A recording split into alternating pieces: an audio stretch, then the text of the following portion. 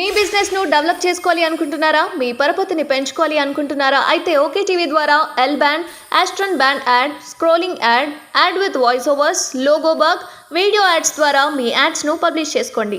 సంప్రదించవలసిన phone number 8520917933. నమస్తే, welcome to okay TV. నేను మీ నాగేష్. ఈరోజు మానకొండూరు ఎమ్మెల్యే కవ్వంపల్లి సత్యనారాయణ గారు మనతో ఉన్నారు. సార్తో సార్ మాట్లాడు. నమస్తే సార్. నమస్తే అండి. సార్, ఇప్పుడు మాదిగ వర్గ కులవర్గ ప్రజలు ఏ పార్టీకి సపోర్ట్ చేయబోతున్నారు ఈ పార్లమెంట్ ఎలక్షన్స్లో? మాదిగలు ఇందిరమ్మ రాజ్యం కోసం, ఇందిరమ్మతో పాటే కాంగ్రెస్ పార్టీలో మొదటి నుండి కూడా మాలలో అటు ఇటు అయిండొచ్చు, కానీ మాదిగలు ఎప్పుడు కాంగ్రెస్ పార్టీనే అంటిపెట్టుకుని ఉన్నారు. దళితులకు 3 ఎకరాలు ఇస్తానో, దళితులకు ఏదో ఇస్తా అంటే కేసీఆర్తో కొంతకాలం కొంతమంది ప్రయాణం చేసి ఉండొచ్చు, కానీ ఎప్పుడు కూడా మాదిగలు కాంగ్రెస్ పార్టీని వీడిపోలేదు. మతతత్వ పార్టీలను ఎప్పుడు కూడా మాదిగలు విశ్వసించలేరు. మాదిగల వెనుకబాటుతనానికి కానీ, సంఘానికి సమాజానికి దూరంగా ఉంచినా కానీ అది కేవలం మతతత్వ పార్టీ అయిన బీజేపీ లాంటి పార్టీలతోనే అయింది. కానీ కాంగ్రెస్ పార్టీ ఎప్పుడు కూడా మాదిగలను హక్కున చేర్చుకున్నది, వాళ్ళ అభివృద్ధికి తోడ్పడ్డది. ఈరోజు కూడా మాదిగలు కాంగ్రెస్ పార్టీతోనే నడవాలనుకున్నారు.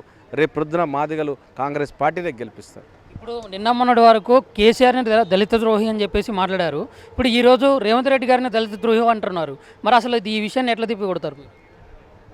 ఇక దళిత ద్రోహి అని కేసీఆర్ అన్న నోరు, ఈరోజు రేవంత్ రెడ్డి అన్న నోరు, అంటే ఎవరు అధికారంలో ఉంటే వాళ్ళను దళిత ద్రోహి అని తిట్టడమే తప్పితే మరి వీళ్ళు దళిత ద్రోహులా?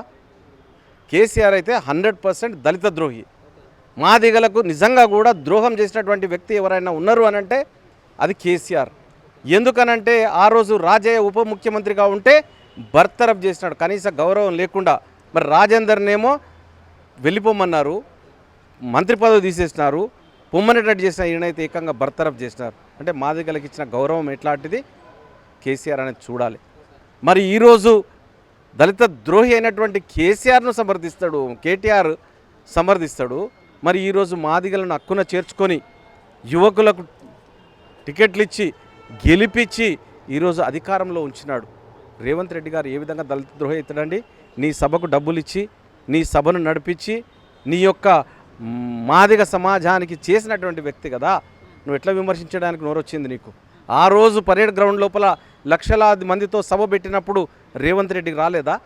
రేవంత్ రెడ్డి ఆ సభలో మాట్లాడలేదా? రేవంత్ రెడ్డి ఆ సభలో మాదిగలను ప్రోత్సహిస్తూ ఆయన తన యొక్క సహాయాన్ని కానీ సహకారాన్ని కానీ అందిస్తానని చెప్పినటువంటి వ్యక్తి కదా. మరి ఈరోజు దళిత ద్రోహి ఎట్లయింది ఆయన? ఇన్ని రోజులైందని వచ్చి 4 నెలలు, 4 నెలల లోపల నీకు దళిత ద్రోహి అయిందా? 3 సీట్లు ఆయన చేతిలో ఉన్నాయా? ఇది కాంగ్రెస్ పార్టీ, ఇది జాతీయ పార్టీ. ఈ జాతీయ పార్టీలో అధికారం ఈయన చేతుల టికెట్లు ఇచ్చేది అంతా కూడా ఈయన చేతుల్లోనే ఉంటుంది అనేది తప్పు. ఎందుకంటే హైకమాండ్ ఉన్నది, హైకమాండ్ చూసుకుంటుంది. ఇప్పుడు 3 ప్రధాన పార్టీలు కూడా ఇప్పుడు ఈ మాదిగలకి ఎవరైతే ఏ పార్టీ అయితే సపోర్ట్ చేస్తుందో ఆ పార్టీయే ఖచ్చితంగా ఎక్కువ స్థానాల్లో గెలుస్తుందని చెప్పేసి మాట్లాడుతున్నారు. మరి అసలు కాంగ్రెస్ పార్టీకి ఎంతవరకు సపోర్ట్ చేసే అవకాశం ఉంది జెన్యూన్గా? 100కు 100% కాంగ్రెస్ పార్టీకి మాదిగలు సహాయపడతారు నాన్న, ఓటేస్తారు. ఎందుకనంటే బీజేపీ ఉన్నది.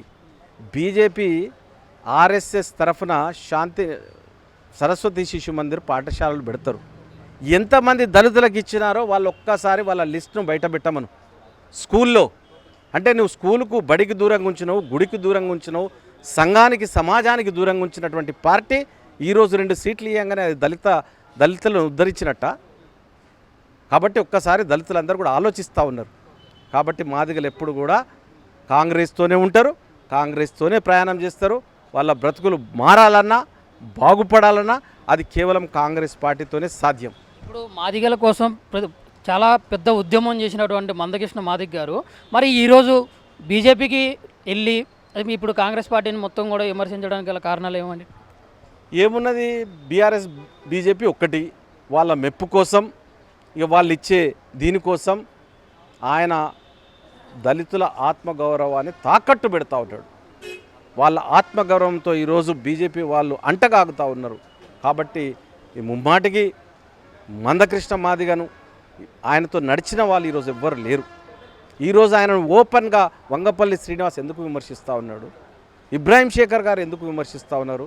మైసయ్య ఎందుకు విమర్శించినారు? ఇవన్నీ ఒక్కసారి గుర్తుపెట్టుకోండి. ఇవన్నీ చరిత్రను మర్చిపోయి ఈరోజు ఏదో అంటే అందరు దళితులు నమ్ముతారా? నలుగురు దళితులను ఇక్కడ సంహరించినావు కదా గాంధీ భవన్లో, మరి వాళ్ళకి ఏం చేసినావు నువ్వు? ఏ ప్రభుత్వంతో మాట్లాడినావు? కాబట్టి మాటలు తప్పితే చేతలు లేనటువంటి నాయకుడు ఎవరన్నా అంటే మాటలతోని పబ్బం గడపడం, మాటలతోని ఉద్యమాన్ని నడపడం, మాటలతోని మాదిగా బిడ్డలను రెచ్చగొట్టడం తప్పితే ఏమీ చేసింది లేదు, ఒరిగింది లేదు. ఇప్పుడు ఏబిసిడి వర్గీకరణ ద్వారా కానీ లేకుంటే అసలు కాంగ్రెస్ పార్టీ ఖచ్చితంగా మాదిగలకు అండగా ఉంటుంది అని చెప్పి మీరు బలంగా చెప్తారు సార్? తప్పకుండా కేంద్రంలో మా ప్రభుత్వం రాబోతుంది, కాంగ్రెస్ ప్రభుత్వం వస్తూ ఉన్నది. జారుడు బండలాగా మోడీ ప్రభుత్వం బీజేపీ పతనమవుతూ ఉన్నది, కిందకి జారుతూ ఉన్నది. మీడియా అంతా కూడా మోడీ మీడియాగా మారింది కాబట్టి వాస్తవాలను ప్రజల్లోకి తీసుకెళ్ళలేకపోతుంది కాబట్టి అంతా ఒక రంగుల కళను చూపిస్తూ ఉన్నాడు మోడీ గారు. కాంగ్రెస్ ప్రభుత్వం వస్తుంది, కాంగ్రెస్ ప్రభుత్వం వర్గీకరణకు కట్టుబడి ఉన్నది. రాహుల్ గాంధీ గారు రాబోయే ప్రభుత్వం లోపల తప్పకుండా వర్గీకరణ మాదిగలకు చేస్తాము, జనాభా ప్రకారంగా పంపిణీ ఉంటుందని కూడా రేవంత్ రెడ్డి గారు బీజేపీలోకి వెళ్తున్నారు, బీజేపీ కోసం మన నరేంద్ర మోడీ గారి కోసమే పనిచేస్తున్నారు అన్నట్లు వార్తలు వస్తూ ఉన్నాయి. మీరేమంటారు సార్? తెలివితేలేని దద్దమ్మలు ఏది పడితే అది మాట్లాడతారు. ఒక డాక్టర్ దగ్గరికి వెళ్ళి మాట్లాడాలంటే 500 రూపాయల ఫీజు ఇవ్వాలి. ఇక్కడ ఫీజు లేని కార్యక్రమం, ఏది పడితే అది నోటికి వస్తే మాట్లాడతారు. ఆయన అసలు సిసలైన కాంగ్రెస్ నాయకుడు. కాంగ్రెస్ పార్టీని అధికారంలోకి తీసుకురావాలని తన ప్రాణాలను సైతం లెక్క చేయకుండా పోరాటం చేసినటువంటి వ్యక్తి రేవంత్ రెడ్డి గారు. జైలుకు వెళ్ళినాడు, ఎన్నో విమర్శలను ఎదుర్కొన్నాడు. ఈరోజు కాంగ్రెస్ పార్టీని అధికారంలోకి తీసుకొచ్చినటువంటి వ్యక్తి రేవంత్ రెడ్డి గారు. కాబట్టి అటువంటివి ఉండవు. అది ప్రజలకు ఏదో భ్రమలు కల్పిస్తూ ఉన్నారు. బీజేపీతో ఉన్నాడని శుద్ధ అబద్ధం. దయచేసి ఈ మోసపు మాటలు, అబద్ధపు మాటలు మాట్లాడే వాళ్లకు జాగ్రత్తగా చెప్తా ఉన్నా. ఇప్పుడు వచ్చే పార్లమెంట్ ఎలక్షన్స్లో కాంగ్రెస్ పార్టీకి కలిసి వచ్చే అంశాలు ఏంటి అంటే ఏం చెప్తారు? కాంగ్రెస్ పార్టీ కలిసి వచ్చే అంశాలు ముఖ్యంగా ప్రజాస్వామ్య పరిరక్షణ జరగాలంటే, ప్రజలకు న్యాయం జరగాలంటే, అన్ని వర్గాల ప్రజలకు న్యాయం జరగాలంటే కాంగ్రెస్ పార్టీ ఉండాలనేది ప్రజల్లో వచ్చేసింది. మొన్నటి ఓటు ఏదైతే మన ఎలక్టోరల్ బాండ్స్ ఏవైతే ఉన్నాయో దానితో తేటతెల్లమైంది. ఈ బీజేపీ పార్టీ అనేది మోసం, అన్ని అబద్ధాలు, అంత అవినీతిమయం. నేను అవినీతిని అంతమంది ఇస్తా అన్నాడు. 1000 కోట్ల ఎలక్టోరల్ బాండ్స్, ఎన్నికల బాండ్లు ఏ విధంగా తీసుకున్నాడు అది ప్రజలకు చెప్పు ఫస్ట్. నువ్వు కాలాద్దం లావుగా అన్నావు, మరి నోట్ల రద్దీతోనే ఏం తీసుకొచ్చినావు? ఇది మోసం కాదా? ప్రజలు గమనిస్తూ ఉన్నారు. 2 కోట్ల ఉద్యోగాలు అన్నావు, ఇచ్చినవా? ఇది మోసం కాదా? మోసం చేసే పార్టీని ఎన్నిసార్లు నమ్ముతారు?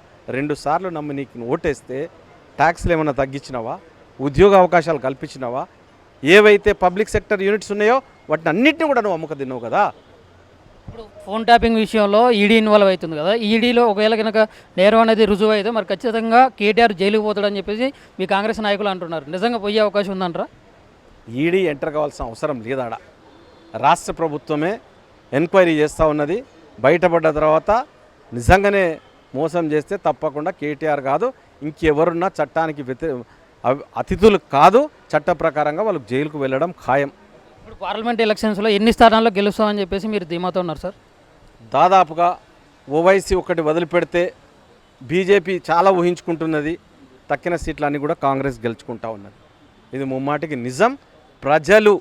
ప్రజాస్వామ్యం ఖూనీ అవుతుంది.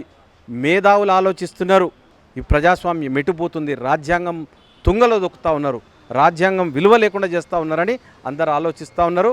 ఎలక్టోరల్ బాండ్స్ తోని ఏ మేధావి వర్గం ఎప్పుడు కూడా ఒక్కరు కూడా బీజేపీకి ఓటేయమనే పరిస్థితుల్లో లేరు. మోడీ ఏం అతిథుడు కాదు.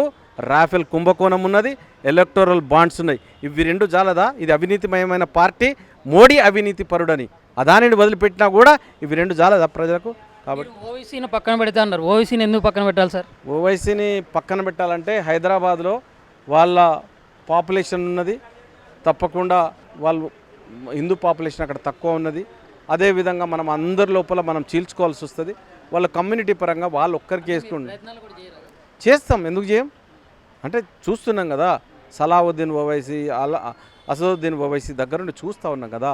ఆ సరళిని బట్టి చెప్తా ఉన్నాం. Thank you so much.